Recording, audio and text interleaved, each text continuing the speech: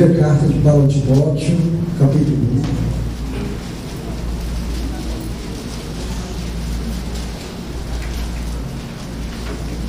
Todos acharam, amém? Há algum tempo eu venho pedindo a Deus para expor uma carta para a igreja de forma sequencial. Então, a partir de hoje, eu vou estar expondo essa primeira carta que fala sobre a realidade da igreja local, ou a vida de uma igreja local. E nós vamos estar examinando ela, tá bom? Nós vamos ler o capítulo de número 1, e eu espero que esta noite isso seja concluído. E aí, então, vocês de antemão já vão lendo em casa o capítulo 2, 3, 4, 5 e 6, para que a gente possa expor aqui também nas outras ministrações. Caso, tá bom, eu mude, isso não é por minha decisão, mas por conta do Espírito Santo, que às vezes ele sabe o que ele quer falar para a igreja. Amém? Nós vamos fazer isso. Louvado seja o Senhor. Então, a primeira carta de Timóteo, capítulo 1, a partir do verso 1, diz assim: Paulo, apóstolo de Cristo Jesus, pelo mandato de Deus, nosso Salvador, e de Cristo Jesus, nossa esperança. A Timóteo, verdadeiro filho da fé, graça, misericórdia e paz da parte de Deus Pai e de Cristo Jesus, nosso Senhor. Quando eu estava de viagem rumo da Macedônia, te roguei permanecesses ainda em Éfeso para me mostrardes a certas pessoas, a fim de que não ensinem outra doutrina, nem se ocupem com fábulas e genealogias sem fim, que, antes, promovem discussões do que o serviço de Deus na fé. Ora, o intuito da presente administração visa ao amor que procede de um coração puro, e de boa consciência, e de fé sem hipocrisia. Desviando-se algumas pessoas destas coisas, perderam-se em loquacidade frívola, pretendendo passar por mestres da lei, não compreendendo, todavia, nem o que dizem, nem os assuntos sobre os quais fazem ousadas asseverações. Sabemos, porém, que a lei é boa, se alguém dela se utiliza de modo legítimo, tendo em vista que não se promulga lei para quem é justo, mas para transgressores e rebeldes, irreverentes e pecadores, ímpios e profanos, parecidas e emagrecidas, homicidas, impuros, sodomitas, raptores de homens, mentirosos, perjuros, e para tudo quanto se opõe a essa doutrina, segundo o Evangelho da glória de Deus bendito, do qual fui encarregado. Sou grato para com aquele que me fortaleceu, Cristo Jesus, nosso Senhor, que me considerou fiel, designando-me para o ministério, a mim, que no outro tempo era blasfemo e perseguidor e insolente, mas obtive misericórdia, pois o fiz na ignorância, na incredulidade. Transbordou, porém, a graça de nosso Senhor com a fé e o amor que há em Cristo Jesus. Fiel é a palavra e digna de toda aceitação, que Cristo Jesus veio ao mundo para salvar os pecadores, dos quais eu sou o principal. Mas, por esta razão, me foi concedida misericórdia, para que em mim o principal evidenciasse Jesus Cristo, a sua completa longanimidade, e servisse eu de modelo a quantos hão de crer nele para a vida eterna. Assim, ao Rei eterno, imortal, indizível, Deus único, honra e glória pelos séculos dos séculos. Amém. Este é o dever de que te encarrego, ó filho Timóteo, segundo as profecias que antecipadamente fosse objeto. Combate, firmado nelas o bom combate, mantendo a fé e boa consciência, porquanto alguns, tendo rejeitado a boa consciência, vieram a naufragar na fé, e dentre esses se contam Himeneu e Alexandre, os quais entreguei a Satanás, para serem castigados, a fim de não mais blasfemarem. Amém. Oremos ao Senhor. Maravilhoso Deus, concede-nos, ó Deus, pelo teu Espírito, Senhor, compreender da tua verdade esta noite e fale, Pai, poderosamente aos nossos corações. Faz, ó Deus, que sejamos instruídos e cresçamos cada vez mais no conhecimento das tuas verdades, e que essas verdades nos transformem, para que possamos, ó Deus, evidenciar, Senhor, que somos verdadeiros discípulos do Senhor. Pai Santo, tira todo o impedimento dos nossos corações esta noite e faz, ó Deus, com que a tua palavra penetre de maneira poderosa em cada alma presente neste lugar, em nome de Jesus Cristo. Amém. Amém, Senhor? Amém. Glória a Deus. Bem, irmãos, nós temos aqui uma epístola, uma carta que é denominada carta pastoral. É a carta do apóstolo Paulo a seu filho na fé, Timóteo. Timóteo é um jovem pastor. E aí, nós encontramos referência a Timóteo na segunda viagem que Paulo fez, na segunda viagem missionária, onde Timóteo é alcançado e depois disso ele começa a andar junto com Paulo, aprendendo a doutrina do Senhor. Ele se torna alguém notável e alguém que realmente deseja cada vez mais servir ao Senhor, a ponto dele ter sido chamado para ser pastor. Isso, tá bom? É o que mais, assim, nós vamos ver nesta primeira carta. Em uma igreja local, um pastor, como é que ele vai agir? Como é que ele deve agir, tá bom? Na igreja onde ele foi deixado para pastorear. E Paulo, nós vamos ver na descrição aqui, logo no capítulo 1, verso 1, Paulo diz que ele é apóstolo de Cristo Jesus, pelo mandato de Deus, nosso Salvador, e também de Cristo Jesus, nossa esperança. Paulo é alguém que foi chamado por Deus, e ele entende que isso estava determinado pelo Senhor, até porque ele conhece a história dele quando ele ia na estrada de Damasco, teve um encontro com o Senhor Jesus Cristo, e o próprio Cristo, tá bom, evidencia que ele é o escolhido dele para levar o nome dele aos gentios. Paulo simplesmente se coloca aqui, tá bom, como alguém que pode ajudar a Timóteo a consertar algumas coisas que estavam acontecendo na igreja. E que igreja era essa? Era a igreja que se localizava na cidade de Éfeso.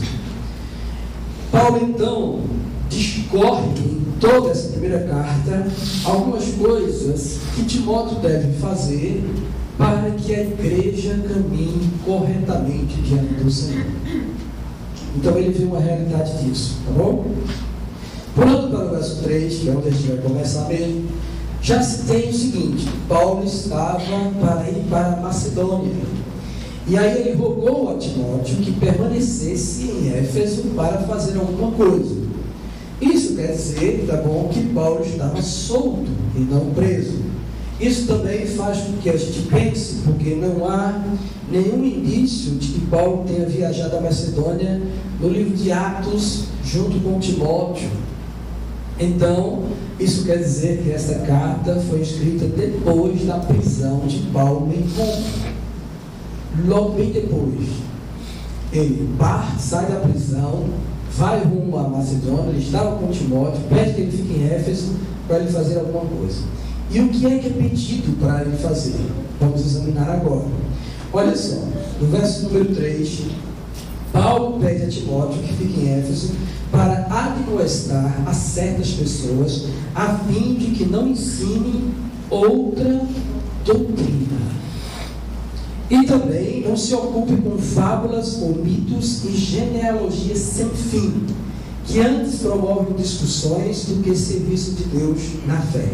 Então preste bem atenção que o Paulo está dizendo a Timóteo. Timóteo, para que você tenha uma igreja local sadia, para que a igreja realmente caminhe direitinho, você tem que admoestar certas pessoas que estão dentro da igreja e que estão ensinando certas coisas aos irmãos que não convêm. Coisas que a gente não precisa acreditar. Nesse tempo, nós não sabemos que fábulas eram essas, que histórias eles inventaram para que isso viesse a ser combatido. Mas nós podemos olhar que o tempo não importa, porque hoje também, dentro da igreja, se levantam pessoas que também trazem mitos, fábulas, e colocam na mente dos irmãos como sendo algo verdadeiro. E faz com que uma multidão ande atrás disso. Porque, irmãos, veja só, um exemplo dessas coisas falsas. Onde é que uma vassoura vai remover espíritos malignos de sua casa? Isso é Bíblia. Isso é coisa que não convém. E nós encontramos muita gente acreditando nisso. Como também rosa ungida, lenço do CDQ, sabonete da unção, água do Jordão, maná lá de Israel e outras coisas mais. Em que nós estamos vendo nos tempos de hoje as mesmas coisas acontecerem. Mudam-se os tempos, mudam as pessoas, mas o sistema permanece do mesmo jeito, introduzindo mitos e fábulas dentro da igreja cristã, desviando e pervertendo a muitos. E muitos, por ignorância e incredulidade, seguem esses tipos de coisas. Mas Paulo, tendo em mente que Timóteo era um homem de Deus, que realmente vivia segundo a sã doutrina, ele pede a ele que esteja lá em Éfeso, fazendo com que estes homens sejam calados, fazendo com que estas coisas sejam denunciadas, porque isso não tem valor algum diante de Deus. Deus é o Deus galardoador dos que o buscam. Não é coisa alguma que traz a bênção de Deus sobre nós. É Deus, por sua graça e misericórdia, e por seu amor, que resolve abençoar-nos, porque somos imerecedores da sua bênção. E nós precisamos ter em mente isso. Nada, irmãos, que viemos a fazer, ainda que viemos aqui louvar e qualquer outra coisa que você possa realizar, pode mover o coração de Deus, porque Deus sabe que em nós ainda habita o mal, e que por causa disso todas as nossas obras são consideradas como trapos de imundícia perante Ele. Mas graças a Deus por Jesus Cristo, seu Filho, a quem viveu toda a vida que era para nós vivermos em nosso lugar, e recebeu em si mesmo o castigo que era nosso, para que hoje nós pudéssemos estar diante de Deus. E se Deus me recebe, e Deus recebe você, se Deus me abençoa, e Deus abençoa você, se Deus ouve a minha oração, e Deus ouve a sua oração, é por causa de Cristo Jesus. Entenda isso. Isso precisa ser combatido. Uma outra coisa que estava acontecendo era que os irmãos, ou esses homens, esses falsos mestres que estavam dentro da igreja, eles também se atriam a genealogia sem fim. Parece que isso é uma mistura de judaizantes com outras coisas, com gnósticos também no meio. A ideia é que eles estavam procurando saber quem era realmente da linhagem de Abraão. E aí só esses é que deveriam ser considerados como verdadeiros cristãos, os salvos do Senhor. É tão interessante que alguns fariseus, alguns rabinos fariseus, alguns anos antes de Cristo, eles criaram um livro, segundo as pesquisas deles, dessa genealogia. E eles tinham nesse livro, tá bom, todos os nomes dos filhos de Adão e Eva. Nós sabemos que a Bíblia só relata que Adão e Eva teve Caim, Abel e Sete. Só esses três relatam. Isso não quer dizer que eles não tiveram vários filhos. Não, eles tiveram filhas e filhos. Mas a Bíblia só relata esses três. Então ninguém sabe o nome dos outros. E não se pode fazer isso por adivinhação. Nesse livro da genealogia tinha também os filhos de Enoque, a história de Enoque. A Bíblia só diz que Enoque, ele teve filhos e filhas, disse alguns nomes. Depois diz que Enoque andou com Deus e que Deus tomou Enoque para si. Aí nesse livro quer contar tudo que Enoque fazia nesse andava com Deus, quando a Bíblia não diz. Então, irmãos, muitos homens, tá bom, procuram especular, fazer conjecturas e aplicar como aquilo sendo verdade real, e até a sua imaginação vai dizer que porque ele recebeu isso na mente dele, foi Deus que disse. e escrevem e acham que isso é a doutrina real que eles devem seguir. Paulo, mais uma vez, pede a Timóteo para combater isso. Irmãos, o que nós temos para nós é: toda a Escritura é divinamente inspirada. E ela é útil para ensino, correção, exortação e educação na justiça, e para habilitar o homem a ser perfeito em boa obra e para toda boa obra. Isso significa que o que nós temos aqui em nossas mãos, essa Bíblia Sagrada aqui, ela é suficiente. E apenas ela e nada mais além dela. Tudo que Deus desejaria ou desejou que estivesse ao nosso alcance para conhecermos e seguirmos uma vida justa e piedosa diante dele, está escrito nas páginas deste livro. Nós não precisamos de nada mais para tentar moldar a nossa vida. Eu sei que existem homens de Deus, que nos ajudam com comentários excelentes, mas a verdade está aqui, somente aqui, e nada mais além daqui. Amém? Em virtude disso, tá bom? Então, ele faz com que Timóteo venha combater. E ele diz que estas coisas promovem discussões do que o serviço de Deus na fé. Ele está dizendo assim, que quando a igreja se atém a isso, ela para de servir a Deus e vai ficar procurando apenas discutir conceitos. É o que muita gente faz hoje também, querendo discutir certas doutrinas da reforma com outras doutrinas. Se atém tanto a isso que não servem a Deus. Ficam apenas procurando a argumentação de um e a argumentação de outro para combater entre si e mostrar em si mesmo quem está com a verdade. E Paulo diz que esse não é o bom jeito da igreja caminhar. Sabe o que Deus deseja? É que você ponha a mão no arado e vá proclamar o Evangelho do Senhor Jesus Cristo. E não fique discutindo coisas que só promovem divisão entre nós. Porque se você tem uma opinião e eu tenho outra, e eu não consigo impor a minha opinião a você, nem você impor a mim, você e eu não vamos ficar unidos para servir ao Senhor. Sempre que você for fazer a obra, eu vou ficar retraído de fazer, e sempre que eu vou fazer a obra, você vai ficar retraído de fazer. Mas o desejo de Deus é que todos nós aqui sejamos um só em servir ao Senhor. O desejo de Deus é que nós venhamos a praticar a genuína fé, a simples fé que Cristo demonstra assim, caminhando simplesmente de forma bem simples e natural. Ele chega para as pessoas, ouve as pessoas, aconselha as pessoas, ora pelas pessoas e Deus faz o milagre. E eu me lembro disso, irmãos, como isso é gracioso. Quando eu saía das minhas evangelizações, fui para Gravatar de Queimada, fui para Areal, e fui para outros lugares, fui para periferias pequenas, e a gente chega na casa do povo e começa a pregar o Evangelho do Senhor Jesus Cristo, e as pessoas ficam atentas. E quando Deus quer fazer a obra, irmãos, Ele faz a obra. Aí tinha gente que se manifestava, o demônio aparecia, a gente punha as mãos e dizia, sai em nome de Jesus, e o demônio saía. E Deus era glorificado, e aquela pessoa rendia-se ao Senhor, e a gente pregava que só Jesus Cristo salva, caminhe junto com Ele, não deixe Ele por nada, e as pessoas ficavam alegres e felizes nisso. Como seria bom se nós tivéssemos isso em mente também nos tempos de hoje? Por quê? Porque existem muitas casas que estão aí precisando conhecer a luz de Cristo Jesus. E nós estamos presos, muitas vezes amarrados em certos conhecimentos e pelejando, tentando descobrir quem tinha razão em determinada doutrina. Irmãos, estude, cresça, mas não deixe que o conhecimento lhe engesse.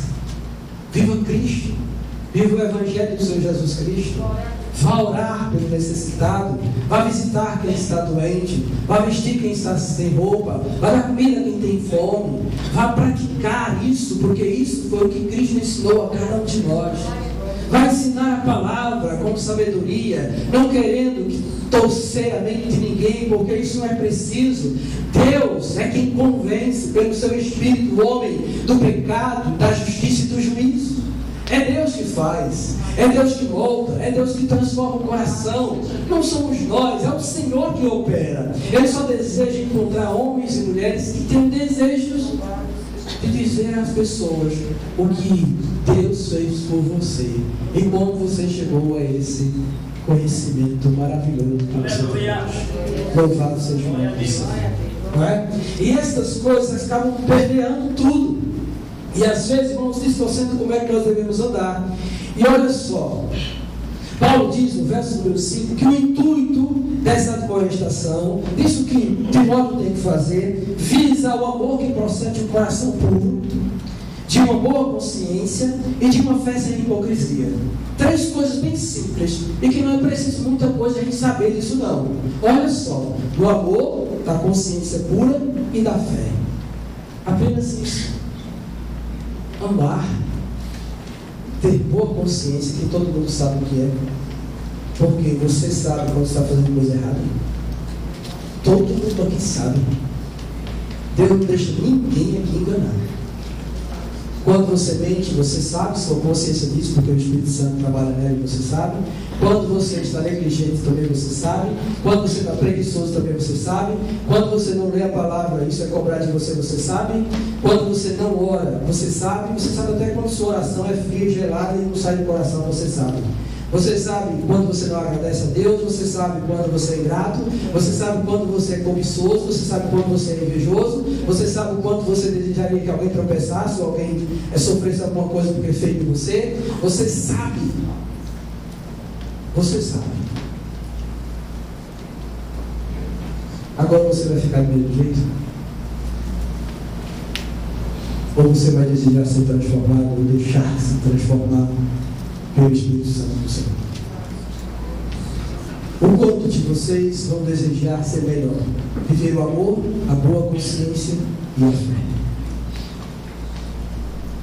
Quantos de vocês desejarão realmente caminhar assim diante de Deus? Porque isso é o desejo de Deus para nós, que amemos a Ele e ao próximo, que venhamos a praticar aquilo que é justo por causa da nossa consciência, da consciência dos outros, e que venhamos a viver por fé, porque esse é o desígnio de cada cristão. Nós andamos por fé e não por vista. Nós temos uma nova pátria reservada a nós nos céus, e nós não podemos juntar tesouros aqui. Nós temos que pensar na vida eterna, na glória do porvir, porque para isso fomos comprados, para sermos o povo do Senhor que vai viver com Ele para toda a eternidade. Então caminhe dessa maneira, e nós não precisamos ir além destas coisas. Isso, irmãos, a gente nota que, olhando para Cristo e o modo pelo qual Ele fez a sua obra, Ele não desejaria que estas coisas estivessem acontecendo conosco. Essa institucionalização da igreja, essa hierarquia toda, essas igrejas, megas igrejas que existem. Irmãos, para Cristo era suficiente Ele está ali com a palavra de Deus para ser proclamada, um pouco de gente à volta dele para louvar a Deus e ele expor a doutrina do Senhor, e aqueles homens saírem dali transformados, vivendo o amor de Deus nos seus corações, sem prestar de impedimento nenhum. E aí nós não precisaríamos de templos como estes, nós não precisaríamos de coisa alguma. Poderíamos nos reunir no meio da rua, debaixo do pé de árvore, numa calçada, na sala de alguém, e nós ali sermos a igreja do Senhor Jesus Cristo, para o louvor, glória e honra dele. Nós é que colocamos um monte de coisas, e assim como acontecia no passado, também acontece hoje. Somos nós mesmos os responsáveis de impedir que o Evangelho seja proclamado mais e mais e mais e mais e mais, por conta do nosso coração e da nossa ignorância também. Mas eu creio, tá bom, que o desejo de Deus é que nós sejamos conduzidos a toda a verdade, e Ele vai transformar cada um de nós que aqui estamos, e vai transformar você também, para que você seja uma bênção na mão do Senhor, em nome de Jesus. Eu creio nisso aí. E aí ele fala, tá bom, desses 3 elementos graciosos que devem existir na vida de uma igreja, e que o desejo é que essa igreja vivesse assim, apenas isso, como a igreja de Tessalônica vivia. E ele fala, tá bom, que por aqueles não seguirem isso, se desviavam destas coisas, eles perderam-se em loquacidade frívola. Isso quer dizer, palavras que não têm efeito nenhum. Quando eu era menino na fé,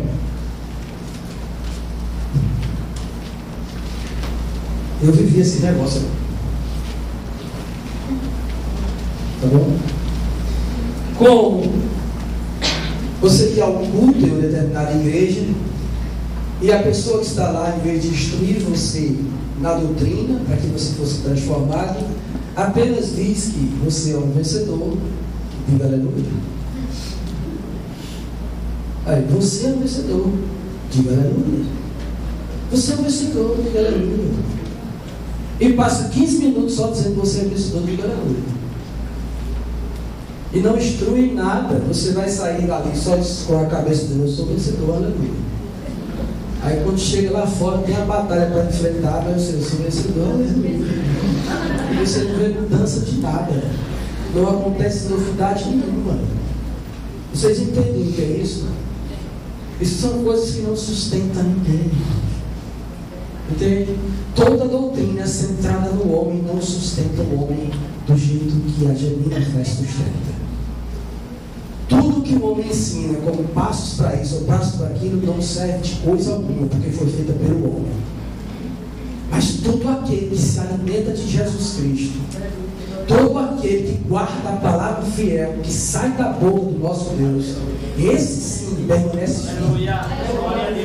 Esse sim encontra paz, esse sim encontra regozijo para a sua alma, encontra realmente descanso, porque é isso que Jesus Cristo dá, concede a todos nós. Então todo aquele que medita na palavra fiel e que ouve Jesus dizer assim: eu sou o pão da vida, quem comer deste pão nunca mais terá fome, a certeza é de que se você se alimentar de Jesus Cristo, você não tem fome mesmo.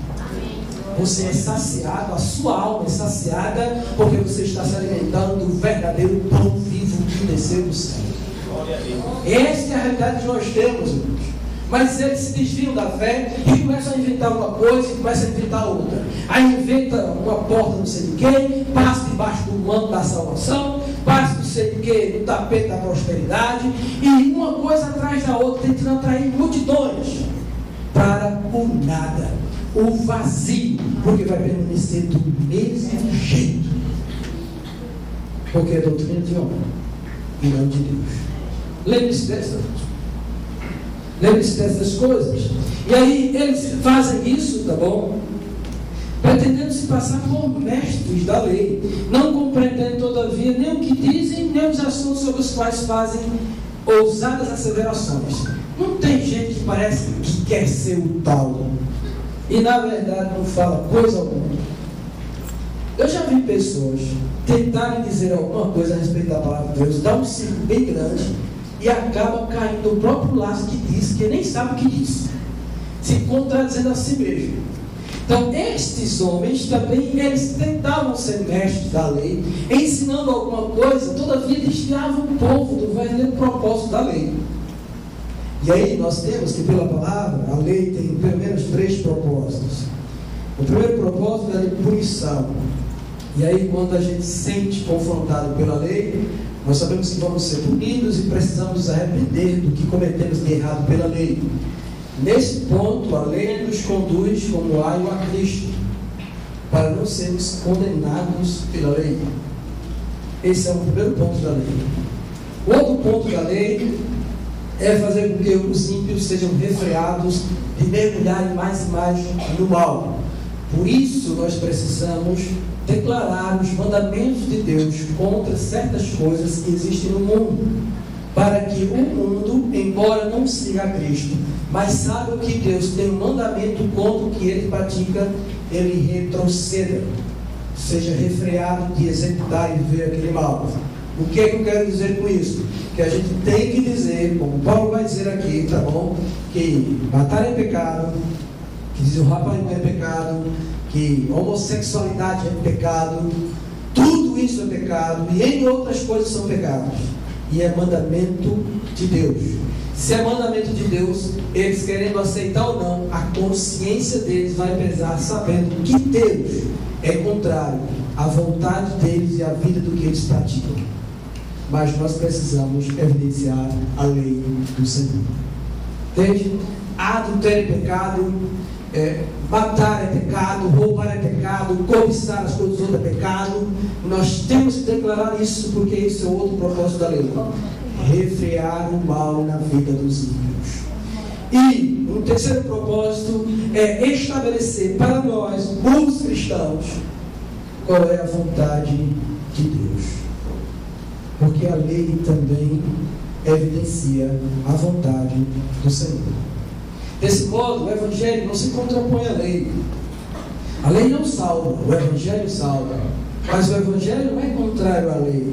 Porque o próprio Paulo, quando ele diz isso, nos versos 8 a 11, olha o que ele diz. Sabemos, porém, que a lei é boa, se alguém dela se utiliza de modo legítimo, tendo em vista que não se promulga lei para quem é justo, mas para os transgressores e rebeldes, irreverentes e pecadores, ímpios e profanos, parricidas e matricidas, homicidas, impuros, sodomitas, raptores de homens, mentirosos, perjuros, e para tudo quanto se opõe a essa doutrina, segundo o Evangelho da glória do Deus bendito, do qual fui encarregado. Então ele está dizendo que a lei, ela também, o Evangelho apoia essa lei, porque é a lei de Deus. E a lei de Deus, ela não é removida. Nós só precisamos saber como vivê-la. E é para isso que o Espírito Santo foi deixado em nós, para nos guiar a toda a verdade, e como viver para a glória de Deus. Nesse momento em que Paulo faz isso, no verso 8 ao verso 11, Paulo está evidenciando, tá bom, que esses homens podem usar a lei de um modo enganoso. Mas ele fala que a lei, ela é para transgressores. Então é levada para quem continua no pecado. E nessas palavras que Paulo coloca aqui, a intenção dele é relembrar os 10 mandamentos. Agora, então, quando ele está de transgressores e rebeldes, ele está falando de quem não honra o primeiro mandamento, nem o segundo mandamento.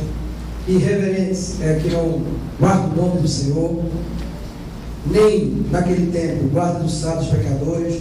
Aí ímpios, profanos, parricidas e matricidas é quem não honra pai e mãe, tá bom? Homicidas, não matar.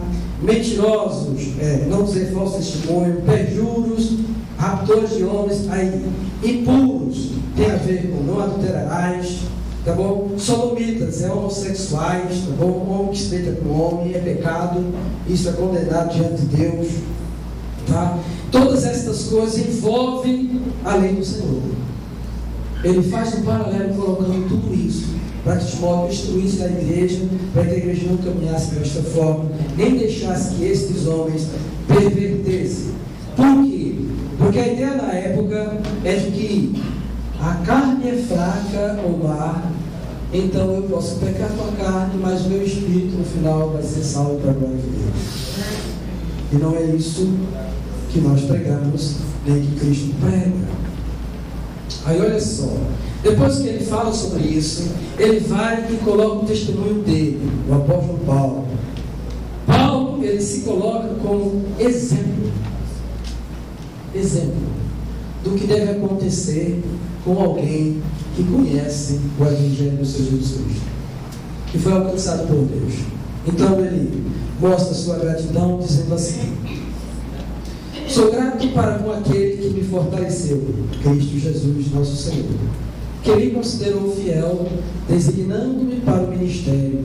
A mim, por outro tempo, era blasfemo e perseguidor e insolente, mas obtive misericórdia, pois o fiz na ignorância, na incredulidade. O que Paulo está dizendo aqui, tá bom, é que ele sabia que antes ele, por ser ignorante, não ter conhecimento da verdade do Senhor, perseguia a igreja do Senhor. Vocês sabem o próprio testemunho da Escritura a respeito de Paulo. Paulo perseguia os cristãos. Paulo prendia os cristãos, colocava eles em julgamento e condenava eles. Paulo estava assistindo a morte de Estevão. Colocaram as roupas de Estevão aos pés dele. E ele pediu cartas as autoridades para sair perseguindo os cristãos onde eles estivessem, tirando eles de onde eles estivessem para serem mortos. Estavam perseguindo aqueles que estavam depositando a fé em Jesus Cristo. Alguém que faz isso não seria digno de morte da parte de Deus? Por ter ele combatido contra a genuína fé? No entanto, Paulo diz que é grato a Deus, porque recebeu força e misericórdia da parte de Deus, para ser alcançado por esse Cristo, e depois ser colocado para ser testemunho desse Jesus Cristo. Louvado seja o nome do Senhor. Aí isso me lembra a mim também, como também a muitos de vocês, porque antes eu tinha uma fé, e que pela minha ignorância fui ensinado por outros que também tiveram sua ignorância, que foram ensinados por outros, e que foi por outros, e que foi por outros, e que foi por outros, chegaram aqui ensinando uma coisa que a Bíblia diz que não é. Nós professamos e vivemos estas coisas por ignorância e incredulidade. Todos nós, eu e vocês, muitos aqui que foram alcançados por Jesus Cristo.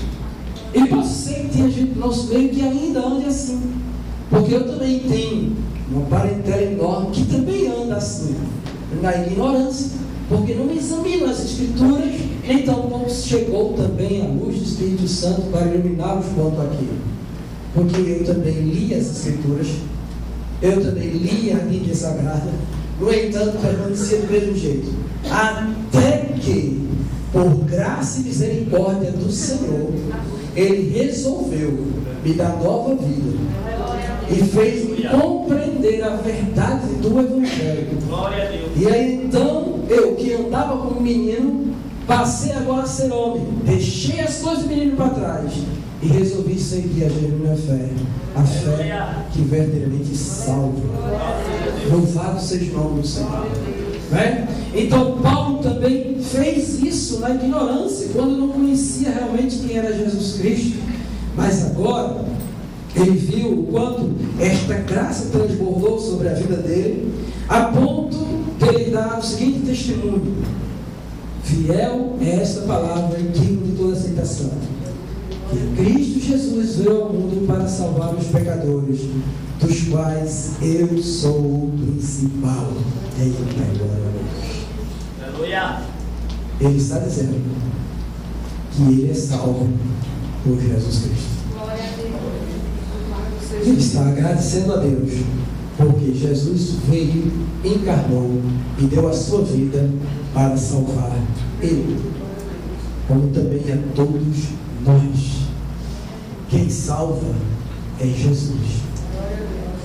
O próprio Cristo disse: eu sou o caminho, a verdade e a vida. Ninguém vem ao Pai senão por mim. Então, nós não podemos colocar a nossa fé em nenhuma outra coisa, nem em nenhuma outra pessoa. Só Jesus é o Filho de Deus que foi enviado para salvar. Quem morreu na cruz para nos salvar foi Jesus Cristo. Nem foi Paulo, nem foi Pedro, nem João, nem Tiago, nem ninguém. Foi Jesus.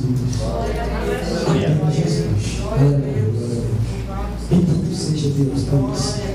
E aí então, por esta mesma misericórdia, por esta razão, é que Paulo, ele veio a evidenciar realmente que Jesus Cristo é quem é o autor da sua salvação. Aí, no momento de vislumbre, tá bom? Ele também contempla que foi feito isso para que ele fosse modelo, para que outros olhassem para ele e dissessem: rapaz, esse camarada, ele era daquele jeito, assim, assim, assim, assim. Era um cara bom, era um cara santo, temia a Deus, guardava a palavra. E agora esse camarada está dizendo que o caminho é Jesus Cristo, então esse camarada tem razão, esse negócio está certo. Eu vou seguir ele também. E aí outras pessoas passam a olhar para a vida daquele homem e também olhar assim: isso não era esse antes que perseguia e que agora está professando a mesma fé? Ele disse: sou mesmo. Porque antes eu era cego, mas agora eu estou vendo.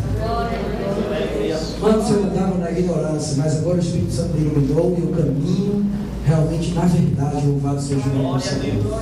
E a gente precisa realmente velar por uma igreja que pregue isso, que Jesus Cristo é quem realmente salva e liberta o homem do pecado, da escravidão do pecado, da morte e do inferno. Louvado seja Deus. E Deus usa ele para muitos que possam crer em Jesus para ter a vida eterna.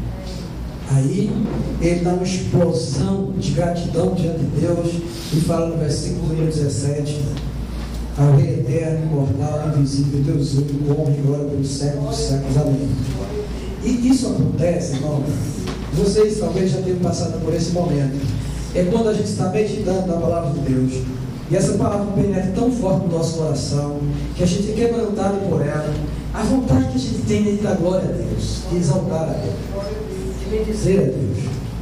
Então isso estava acontecendo neste momento com Paulo. Ele relembrou quem ele era, ele relembrou os feitos dele, ele relembrou a graça, a misericórdia, o amor de Deus por ele. E então simplesmente ele rompe, sabe, rasgando a alma assim, em adoração a Deus, bendizendo ao Deus Altíssimo, porque ele sabe que ele não poderia estar ali, ele não teria a vida eterna se Deus, por sua graça e misericórdia, não concedesse isso a ele. E ele reconhece isso. Aí nos versos 18 ao verso 20, ele vai agora encarregar Timóteo, exortar Timóteo. O que ele tem que fazer? E aí ele diz: esse é o dever que te carrega, o filho Timóteo, segundo as profecias que antecipadamente foste objeto. Combate firmado nelas o bom combate, mantendo fé e boa consciência, porque alguns, tendo rejeitado a boa consciência, vieram a naufragar na fé. E dentre esses se encontram Himeneu e Alexandre, os quais entreguei a Satanás para serem castigados, a fim de não mais blasfemarem. O que que Paulo está dizendo aqui? Paulo está olhando para Timóteo e dizendo assim: Timóteo, você tem que combater o bom combate. E combater o bom combate nada mais é do que viver a genuína fé.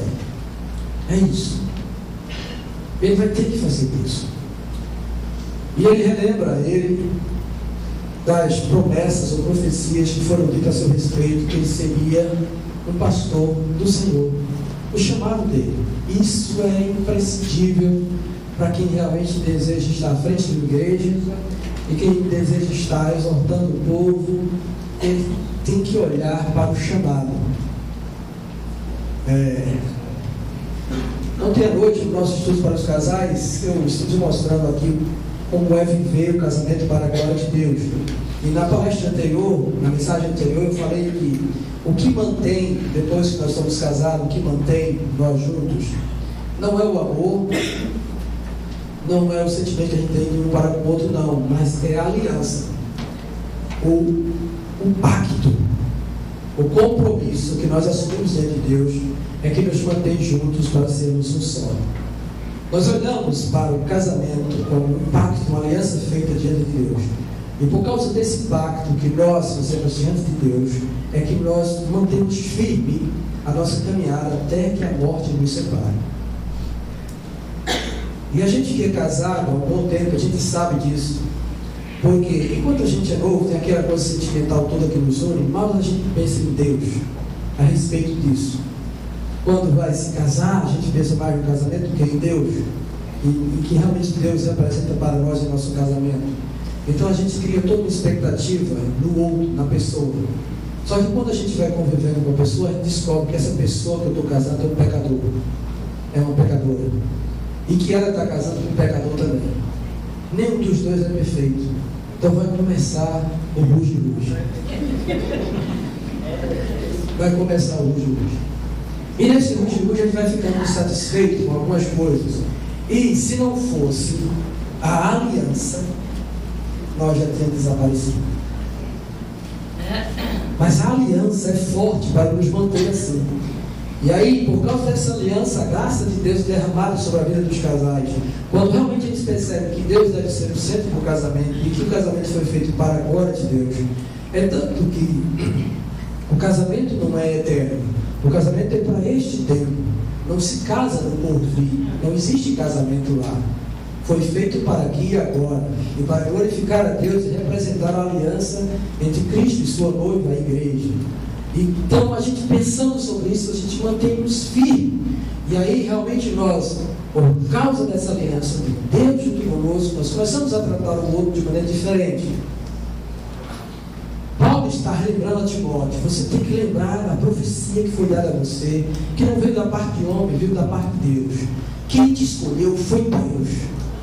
E se Deus te escolheu, Ele te capacitará. E assim como Ele foi com os outros no Velho Testamento e com os outros homens com quem Ele chamou, Ele será contigo também. Isso é o que me mantém também aqui, no pastor. Não é por minha força, por minha vontade, mas pela graça de Deus, o chamado que Ele tem na minha vida. Senão eu já tinha abandonado isso.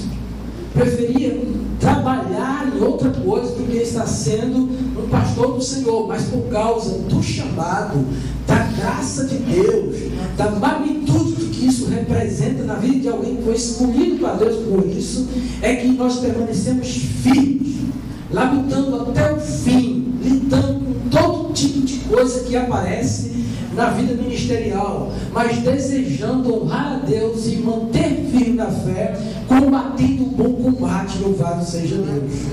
Porque muitos aqui também já foram testemunhos de que alguns deles passaram por frente do ministério, e o desejo hoje é nunca mais experimentar isso, porque sabe o quanto é pesaroso, sabe o quanto é espinhoso.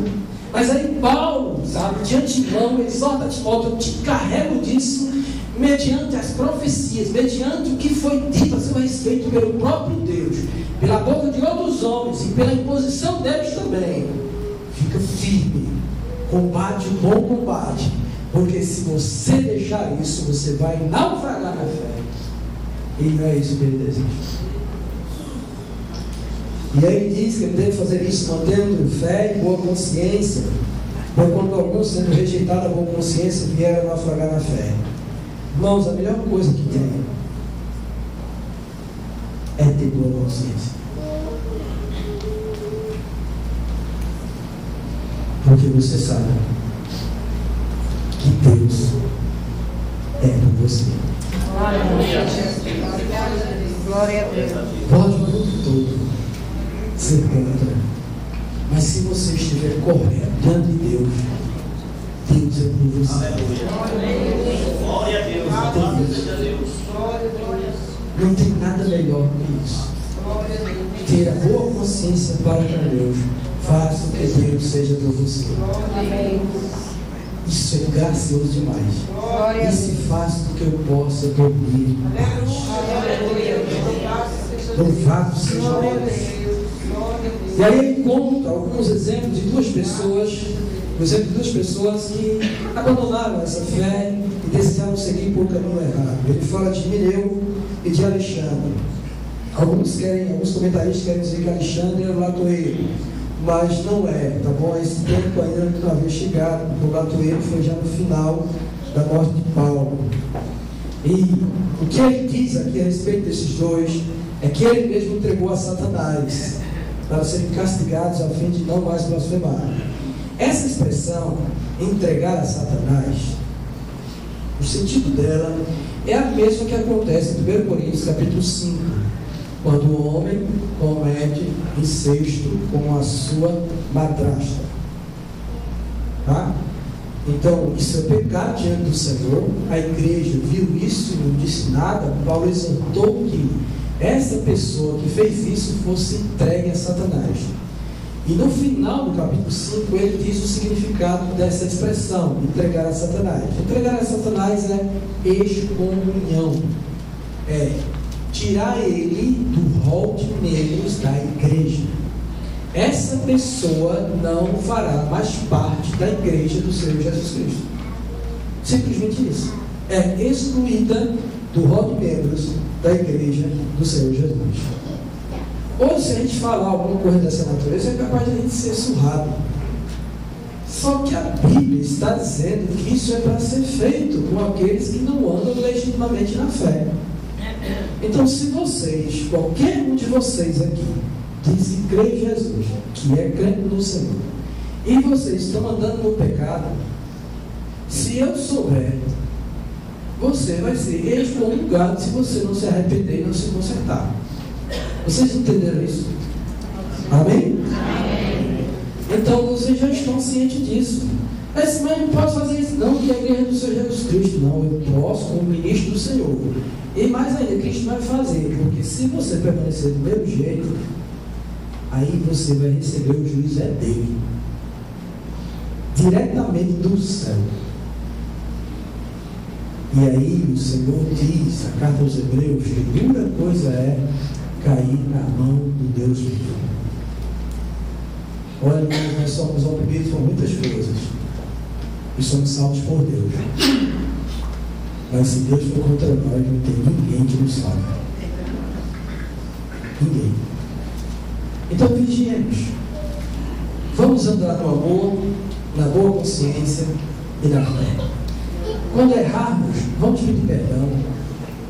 Quando nos exaltarmos, vamos confessar ao Senhor a nossa autoexaltação.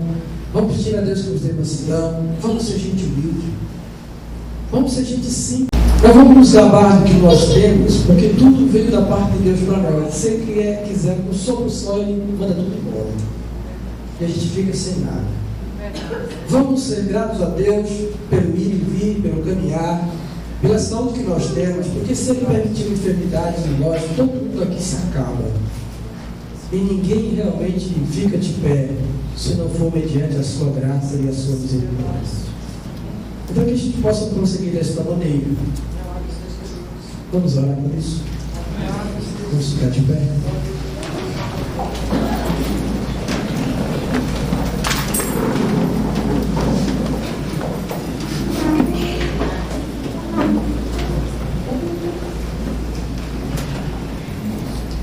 Meu Deus.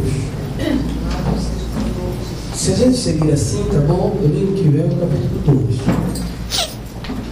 Vocês leiam. Aí tem um negócio para a mulher aqui. Jesus me ajuda a escrever. Mas leiam, tá bom? Em nome de Jesus. Amém? Vamos orar?